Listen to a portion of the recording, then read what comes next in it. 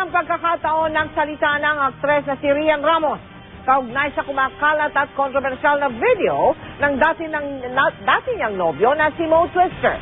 Hinihiling ng kanyang kampo sa korte na patigilin na si Mo sa pagkakalat ng anilay mga mapanirang payag laban kay Rian.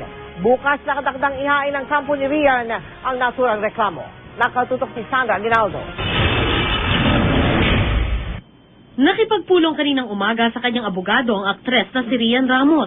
Pinirmahan ito ang reklamong isasampa bukas laban sa dating nobyong si Mo Twister. Emosyonal si Rian ang humarap sa amin. Maikli ang kanyang pahayag. I think more than what the people have seen, I've been hurt over a longer period of time, unnecessarily, and I think undeserved.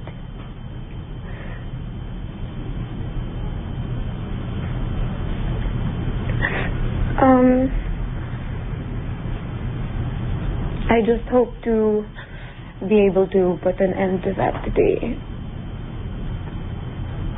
so that hopefully I can move on. Thank you. We appreciate this opportunity. And hopefully, everybody, including the media, moves on.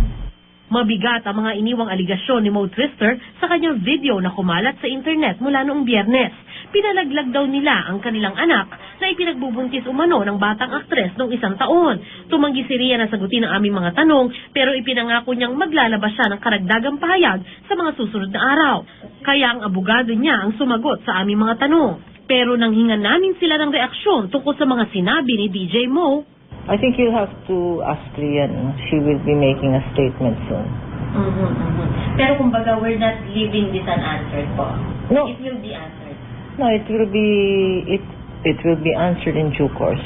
Hopefully without the pain and the lies and Ang reklamo ni Rian laban kay Mo, paglabag sa Republic Act 9262 o Anti-Violence Against Women and Their Children Act of 2004. Hihingi si Rian sa korte ng Temporary Protection Order para pagbawalan si Mo Twister na maglabas pa ng anilay mapanirang pahayag laban sa aktres. Ang mga naunang pahayag ni Mo Twister ang magsisilbi raw na ebidensya nila. The court will determine if it will issue a permanent protection order prohibiting Mo to commit any psychological or emotional violence.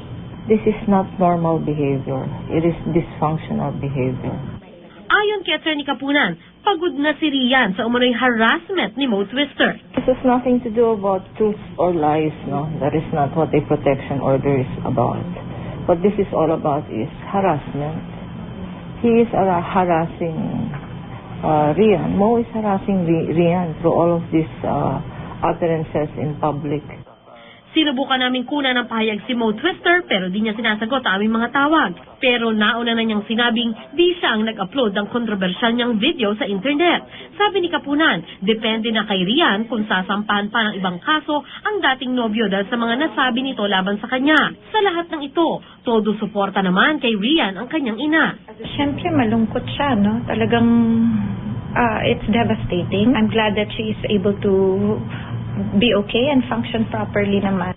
Sinagot din ni Mrs. Ramos ang mga aligasyon ni Mo Twister na na-pressure umano si Rian sa kanyang pamilya. Natural lang na nakakainis na pati kami nadadamay.